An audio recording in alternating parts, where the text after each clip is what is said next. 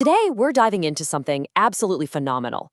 We are going to explore how an ancient, almost mind-bending legend literally transformed into one of India's most massive and spiritually significant monuments, the Arunachaleswarar Temple in Tiruvannamalai.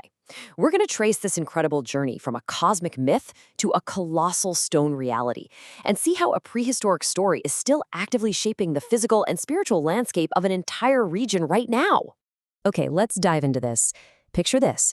How exactly do you build a physical monument with bounded walls and finite measurements for a cosmic pillar of light that has absolutely no end? I mean, it sounds like an impossible architectural brief, right? Well, to figure out how humans even attempted to tackle this impossible question, we really have to look back at the origins of the story itself. Section 1, the cosmic ego clash.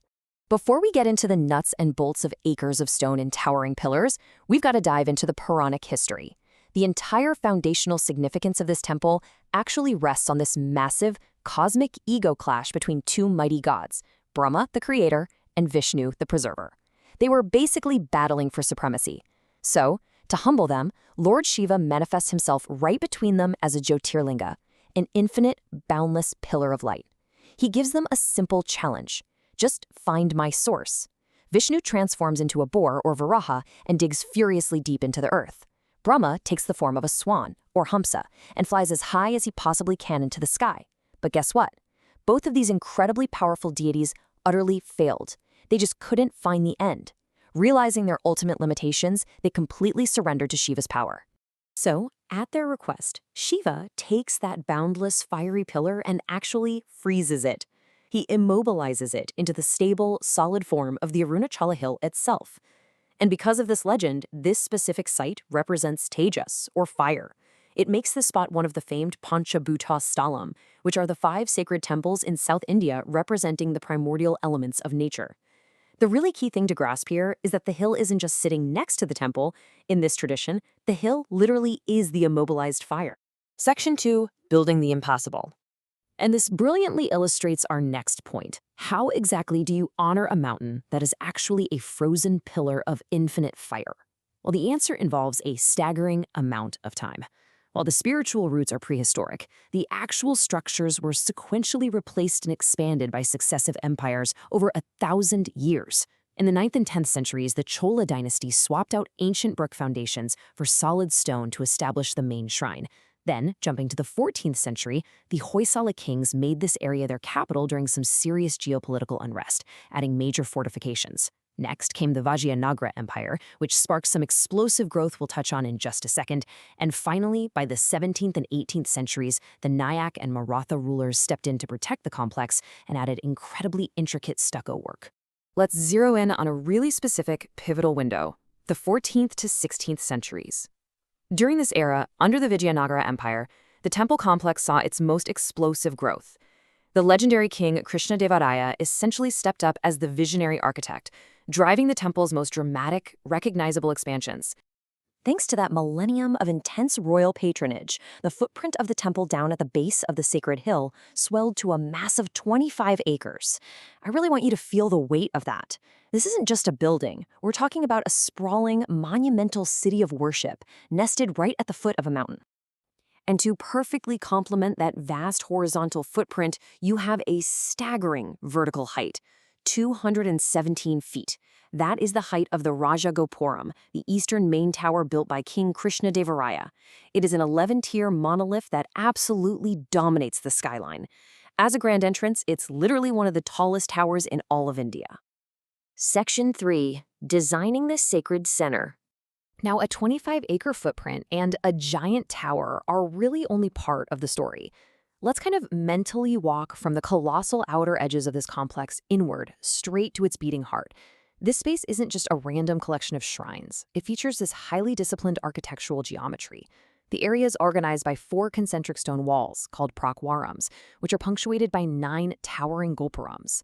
When millions of devotees pass through that massive 217-foot Rajagopuram entrance, they're greeted by the 1,000-pillared hall, an absolute masterpiece of Vijayanagar architecture, where the stone pillars are intricately carved with divine legends. The whole layout is expertly designed to take this vast space and deliberately funnel millions of people toward the divine center. So the crucial point is, what is sitting at the very center of all this grand geometry? Everything points inward to the sanctum, which houses Lord Arunachaleswarar as a Swayambhu Ligam. Now, Swayambhu means self-manifested. This is the ultimate pulsing source of divine energy for the temple, resting right alongside his consort, goddess Annamalai Amman. Think about that. 1,000 years of colossal stone walls and towers were built purely to protect and honor this one self-manifested center. Section 4, Saints, Poets, and Mystics. With 25 acres, 217-foot towers, and these massive stone walls, it is super easy to get completely overwhelmed by the sheer architectural scale.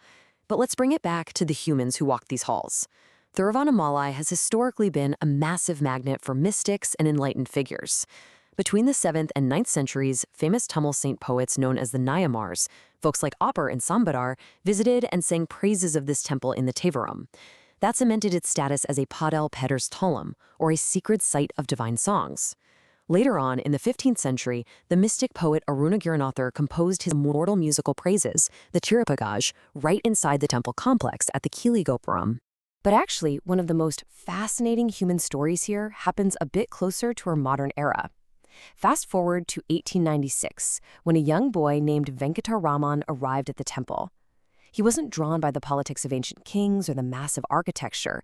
He was completely captivated by the undeniable, magnetic, and silent call of the Arunachala hill itself. And this young boy didn't spend his time looking up, admiring the skyline. Instead, he went down. He descended into the Patala Lingam, a dark underground vault hidden right beneath that massive 1,000-pillared hall we just talked about. This boy, who would later become globally famous as their revered sage Ramana Maharshi, spent his early years completely absorbed in intense, silent meditation down in this subterranean vault, before eventually moving up the hill. It's just this incredible contrast, right? The grand, towering, loud display of the Vijayanagar kings up above, and the intense, silent devotion of a young sage hidden below. Section 5, Living Traditions of Fire. Bringing our explainer full circle to the present day. We've covered ancient myths, a millennium of architecture, and legendary saints. But it's so important to realize this isn't just a museum. Millions of people are keeping this ancient narrative vibrantly alive right now. Every November or December, the temple celebrates Karthigai Deepam. During this festival, a massive beacon of fire is physically lit right on top of the Arunachala hill. We are talking about a monumental visual spectacle that requires literally tons of ghee and camphor to keep burning.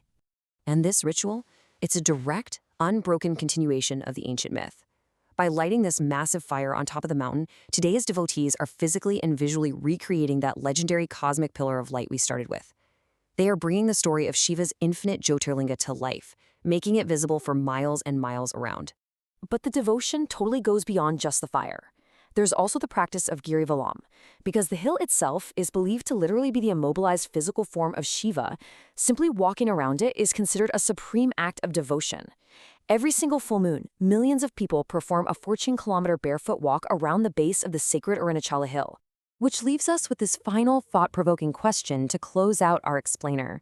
We've seen how kings tried to capture the infinite with 25 acres of stone, and how saints found it in pitch-black underground vaults. But if a cosmic pillar of infinite light was actually immobilized in the stone of a mountain, how would it fundamentally change you to walk barefoot in its 14-kilometer shadow? It really is a powerful testament to how deeply an ancient myth can shape not just our physical geography, but our living spiritual journeys today.